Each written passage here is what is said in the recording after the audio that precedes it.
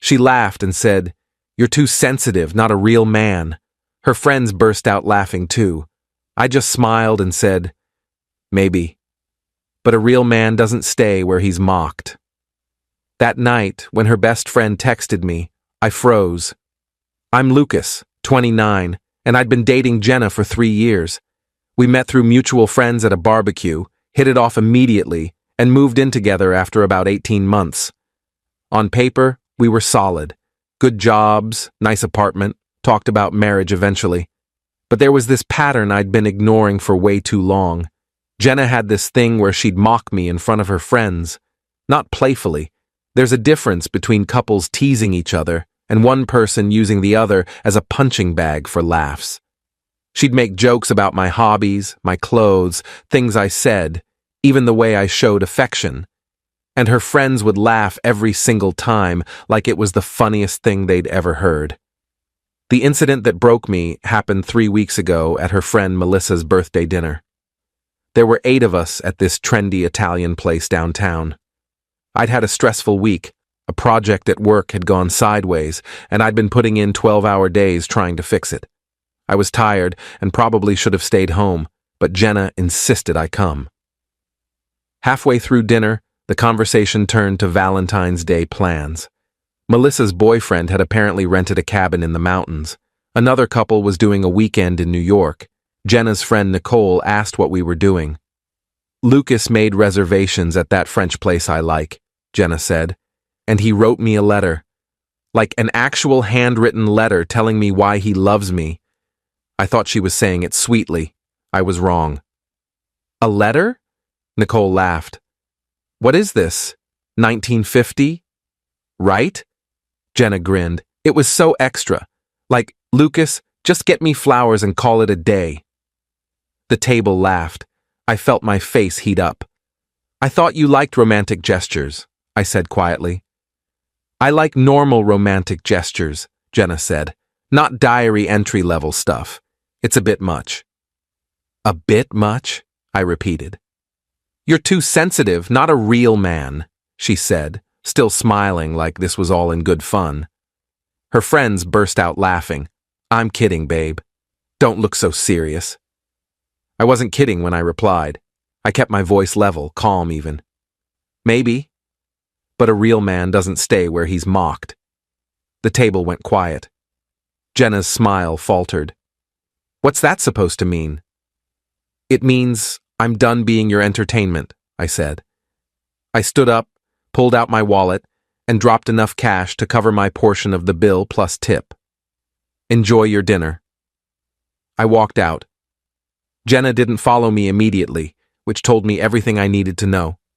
When she finally came outside 10 minutes later, I was already in an Uber. She called me 6 times on the drive home. I didn't answer. When I got back to our apartment, I started packing. Not everything, just enough for a week or 2. Clothes, laptop, essentials. I texted my buddy Derek and asked if I could crash at his place for a bit. He said yes, without asking questions.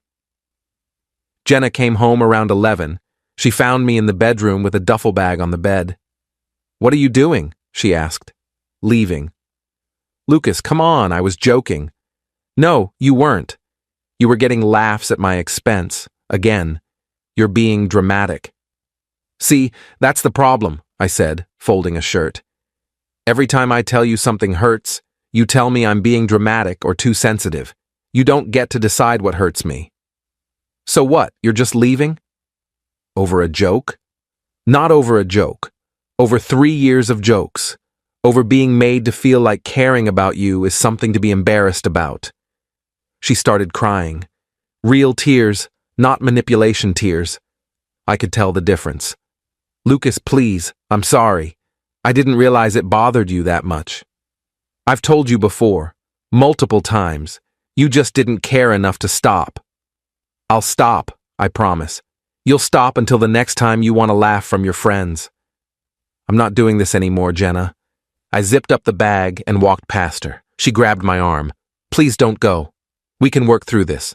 "I don't want to work through this. I want to be with someone who doesn't think I'm a punchline." I left. She didn't try to stop me again. That night around 2 a.m., I got a text from an unknown number. When I opened it, I recognized the area code, same as Jenna's friends. "Hey Lucas, it's Sarah, Jenna's friend from dinner. Can we talk?" Sarah was Jenna's best friend since college. They were inseparable. Why the hell was she texting me? "About what?" I replied. "About Jenna. And some things you should probably know." I called her. She answered immediately. "Thanks for calling," Sarah said. She sounded nervous. "Look, I feel terrible about tonight. The way she talked to you wasn't okay." "Okay," I said slowly. "So why are you telling me this?" "Because someone needs to. Jenna does this thing where she complains about her partners to make herself look better. You're not the first boyfriend she's done this to. I know she's dated other people, Sarah. That's not news. No, I mean she specifically dates sensitive guys. Her words, not mine, because they make good targets. She thinks emotional availability is weakness, and I don't know, she gets off on proving it to people." I sat down on Derek's couch. "What?" "After you left tonight, she was laughing about it, saying you proved her point by storming out, that you couldn't take a joke. Some of us pushed back and told her she crossed a line, and she just shrugged it off. That's when I realized I couldn't stay quiet anymore. Why are you telling me this now? You've been friends with her for years. Because I've watched her do this to 3 different guys now, and I'm tired of being complicit. You seem like a genuinely good person, Lucas. You don't deserve to be treated like that. Did she ever actually love me? Or was this all just some game?" Sarah was quiet for a long moment. "I think she loved the idea of you. But I don't think she's capable of loving someone without needing to feel superior to them." We talked for another 20 minutes. Sarah told me about Jenna's previous relationships, the pattern of behavior, the way she'd trash-talk her boyfriends to make herself feel powerful. Everything clicked into place.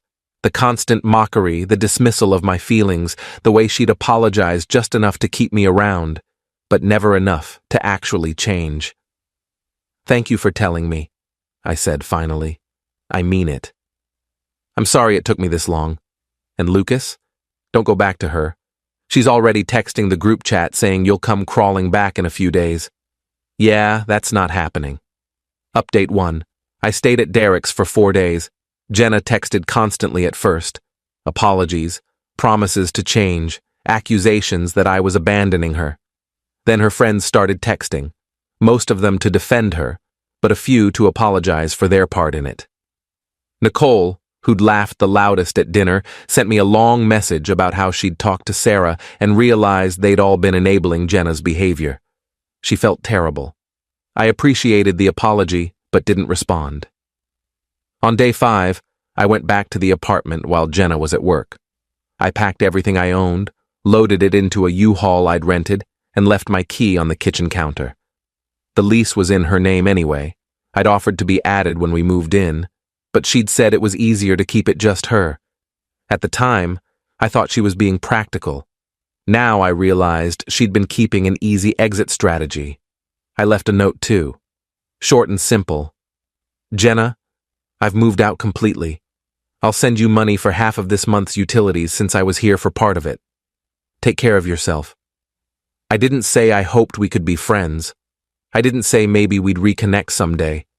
I just said what needed to be said and left. Derek helped me move my stuff into a storage unit while I looked for my own place. He didn't ask many questions, which I appreciated. Just helped me load boxes and bought me a beer afterward. "You did the right thing, man," he said. "Doesn't feel like it yet. It will." 1 week after I left, Jenna showed up at my office. Security called me down to the lobby, and there she was, looking like she hadn't slept in days. "We need to talk," she said. "No, we don't. Lucas, please." I made a mistake. A huge mistake. I've been in therapy this week, and my therapist said, "I don't care what your therapist said. You spent 3 years making me feel like my emotions were inconvenient. 1 week of therapy doesn't erase that. I know I hurt you. I know I was wrong, but we can fix this. There's no we anymore, Jenna. There's you, and there's me, and we're going in different directions. Is this about Sarah? Did she say something to you? Sarah told me the truth. That you have a pattern of dating guys you can feel superior to. That you were laughing about me leaving after I walked out of that dinner. Her face went pale.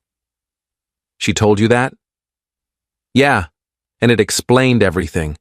You don't love me, Jenna. You loved having someone around you could put down to make yourself feel better. That's not true. Then why did you tell your friends I'd come crawling back? Sarah told me about the group chat. She didn't have an answer for that. I need to get back to work, I said. Please don't come here again. I walked away. She called after me, but I didn't turn around. Update 2. 2 weeks after leaving, I found an apartment. Nothing fancy.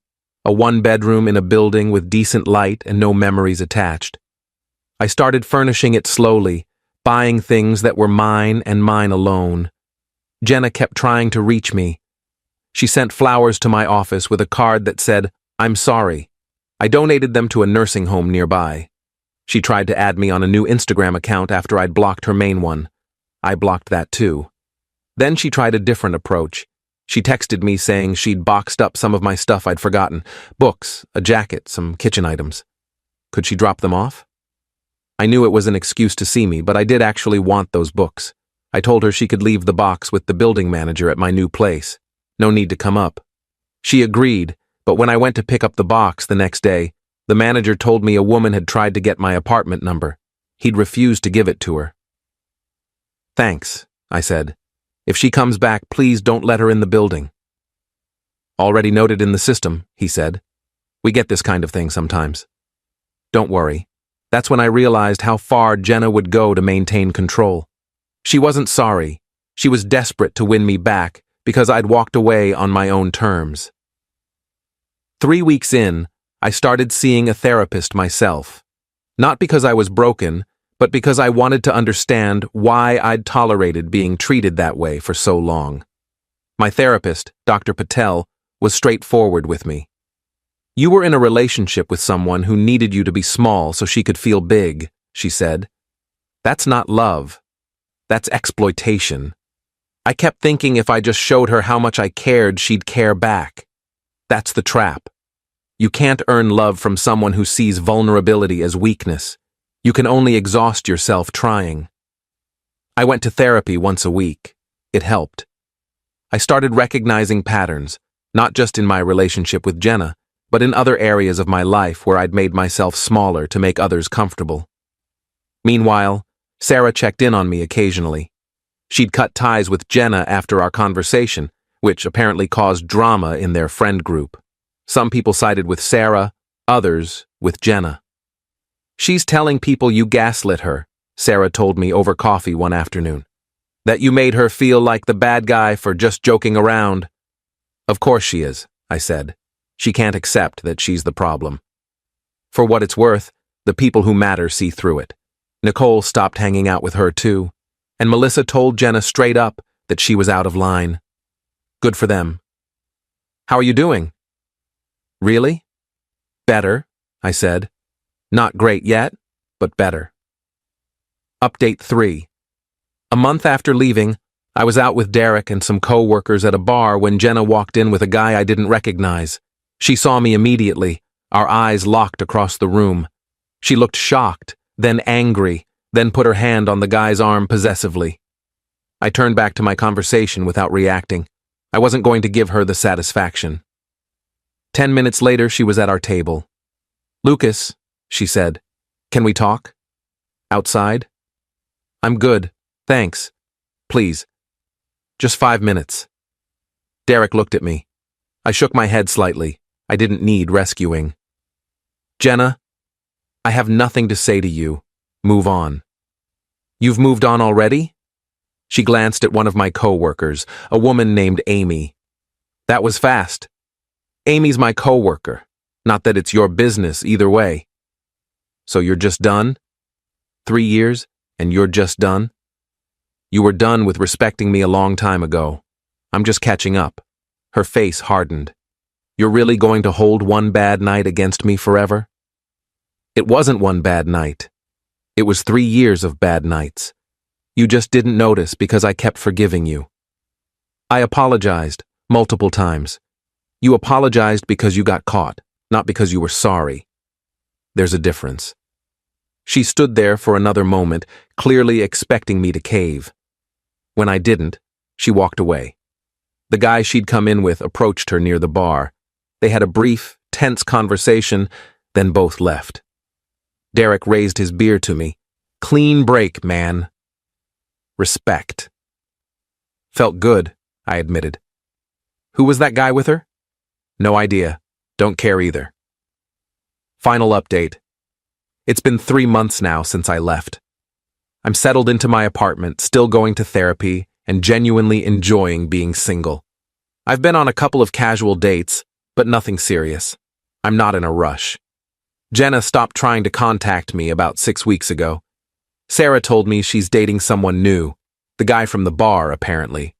Sarah also mentioned that Jenna's started the same pattern with him, making fun of him to her friends, mocking his interests, treating his emotions like inconveniences. Some people never learn, Sarah said. That's his lesson to learn now, not mine.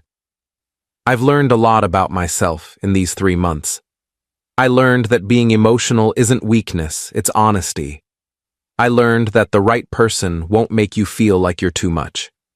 I learned that sometimes the kindest thing you can do for yourself is walk away from people who make you feel small. My coworker Amy asked me out last week. I said yes. We're getting coffee this weekend, nothing serious. But she's kind, and when I mentioned I'd had a rough day, she asked about it and actually listened. It was such a simple thing, but it reminded me what I deserve.